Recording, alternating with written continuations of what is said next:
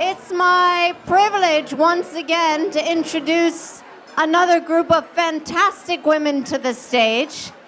Please join me in welcoming Audrey Yu, who is former chairman of the Hong Kong Bar Association and head of the Civic Party here in Hong Kong. Teresa Ko, who is chairman of Freshfields here in Hong Kong, and designer Vivienne Tam to the stage.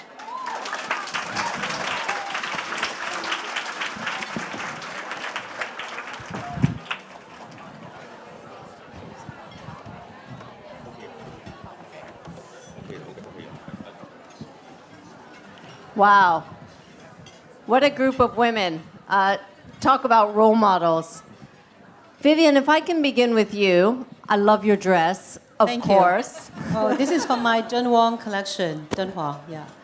Yeah, this winter. I always wonder what it's like. If you are a designer, you have to look the part every day. You have to wear a gorgeous dress. It might be quite difficult. Oh, not difficult because I love dressing up, I'm my own muse, yeah. Because everybody asks me, who's your muse? I say, myself, Yeah, because I love dressing up because it's very important. I'm a designer, I should be my own model and my own, dress up, so that I know how it fits, it's very important. If you look comfortable, if I feel good, that means other people will feel good. You look good on me, will look good on another person, so it's very important. Now, that would seem quite natural if you're a woman to design clothes that you feel wonderful in. And yet, the industry, the designer industry, is still dominated by men. So I wonder what it feels like to be a woman in the industry, whether you find it a real challenge or whether you actually feel you use that to your advantage in a certain way. Yeah, it's quite difficult questions to answer. It's a very complicated, because design world basically dominated by male, but I think sometimes I just don't want to think about I'm like a female or male. I just doing what I love to do, and I think it's very important just follow your heart and do something that you love. And I don't think about my own gender. I just love what I'm doing. I always in a room with like so many male. I don't feel that's different. I just being who I am. And speak for myself, that's, And then designing, clothes for myself, for women, I think I have a privilege because I'm a woman. I understand women's body and I understand women what she loved, and all different occasions, what you need to wear. Is really, for me, is a benefit, being a woman, as a woman designer, design for women, For men, male designer, I think they look at women what they like to look at women. It's a very different perception of how they take on fashion designs. So, yeah. It's so difficult to answer that. Teresa Ko, I think Regina Leung talked about women taking 3 steps from the house. I think you've taken at least 10 in terms of all that you've achieved as a lawyer, as a leader of a company, as a woman. I just wonder sometimes how you actually manage to balance it all. You're involved in charities. You're obviously involved in the world of big business. Is it quite difficult to balance it? To be really honest, it's not easy, but I think finding a balance is important. I really don't want anyone to be a workaholic. Because I really think that if you want to perform, you need to have balance.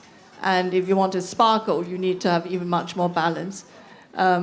Organization helps. I think support around you also helps. Family, by luck or by choice. To me, husband, parents, in-laws, brothers and sisters, and they all help. But I think the wider network, peers, colleagues, friends, matters very, very much. And I certainly wouldn't be where I am today without all the support that I've had. Are you super organized? Do you regiment everything in advance? I think you try to do your best every day and day by day. And I think it's important to know what you hope to achieve and have some clarity in your own mind as to where you want to get to. I think that's very important. Interesting. Audrey, you, politics and the bar. Hello. Hello. Did you really envisage that you would go so far in the political world? Is that something that you dreamed of as a child, or did it just kind of come about out of passion? Well, I'm not sure I've gone far in the political world. If you ask me whether I've ever thought of where I'll be, to be quite honest, actually, I didn't choose. In many ways, I didn't choose to do what I eventually did. Very often with the really difficult decisions, actually I was pushed into it. I can even name the culprits, who pushed me each time. Okay, name the culprit. Who pushed you? Well, I think, for example, when you asked me in relation to the bar, I was once the chairman of the bar, but I didn't actually want to be chairman. I was, in a way, pushed into it, and that time my pupil master, Andrew Lee, he just sort of forced my hand. And if you ask me about politics, it was Martin Lee, again, who sort of kept persuading me to do it. I think each time, the reason why I eventually did it was every time a challenge came up, you really have two choices. Either you run away from it or you rise to the challenge. And I think that's really what life is about. Each time you don't think you can do it, but you just force yourself to do it, and you choose to do something not because you like it, but because you know that's the right decision, and you just have to force yourself to do it. That's an interesting point. I think it's pretty clear to many people that women in Hong Kong rise to a challenge. There's a fantastic group of women in this city. But do you think they really go for opportunities? Do you think women here ought to really push themselves more? Well, I think obviously it varies. I know some ambitious women, and they're always vying for the top job, and that's in their character. But I'm not one of those, and I am where I am because each time I got persuaded that it's something I should try. And I always believe life is really a series of rising to the challenge and doing something, you ought to, and then actually you surprise yourself each time. And at the end of the day, you say, oh my God, I really did it. But I'm not the sort of ambitious person who jump into these things voluntarily.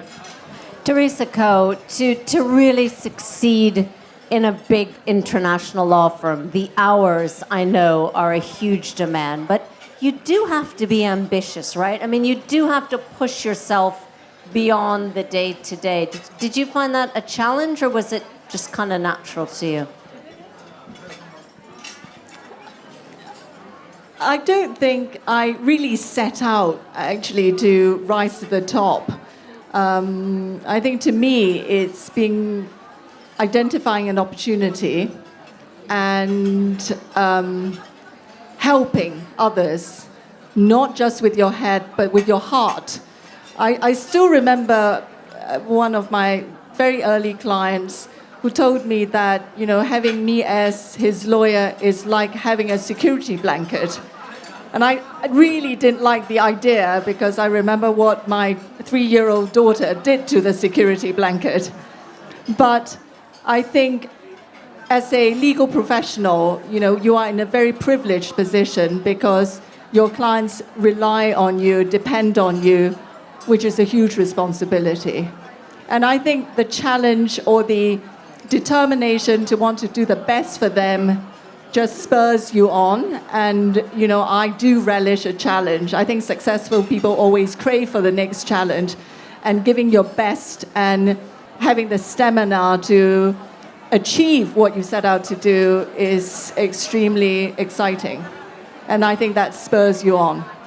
I know you are a role model to a lot of women, and Audrey, starting in the law, it's a very competitive industry. Is it nice to be a role model, or is that also daunting in itself? Well, I don't know about starting in the law being a real challenge. I remember when I join a university and do a law degree. In those days, it was very, very rare for a woman to do law, and even rarer for a woman to become a barrister. And I had lots of people pouring cold water over me. And I mean, I just want to do something that people think I wasn't able to do. And I don't want later on to regret that, that when I look at other people and say, they've done it and I haven't tried, and I don't want to miss that opportunity. I don't know about being other people's role model, but I just believe in doing the best I can. Vivienne, I want to kind of finish off on the creative discipline and being a designer. Hong Kong is also a city where being a banker, being a lawyer, being a doctor, being an engineer are things that families really strive for, whereas still the creative careers you really have to push yourself into them. Do you have any advice for would-be designers out there, or people who really want to experiment a bit more with a creative career? I just heard from Teresa told me that she wanted to be a designer, when she was young.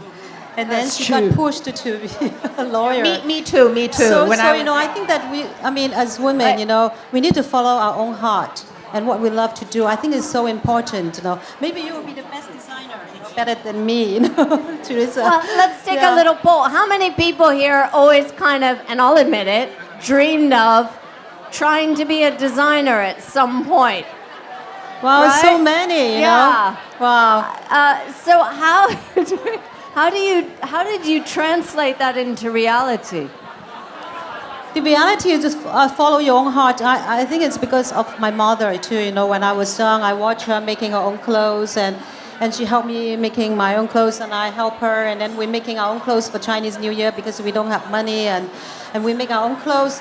She will say that making your own clothes is one piece in the world. It's the best piece. It's the best style. And we have our own individual styles. Nobody has it. That's how I started. Making my own clothes. I love playing myself, and dress up. That's how I started. I want to be something. I want to be somebody different. I don't want to follow. I guess it's from the very beginning. I just want to do everything that I'm doing. I want to be different than the others. I don't want to be a follower. That's how I started. And also I get support from my family to do what you really love to do. I think it's very important to follow your own heart.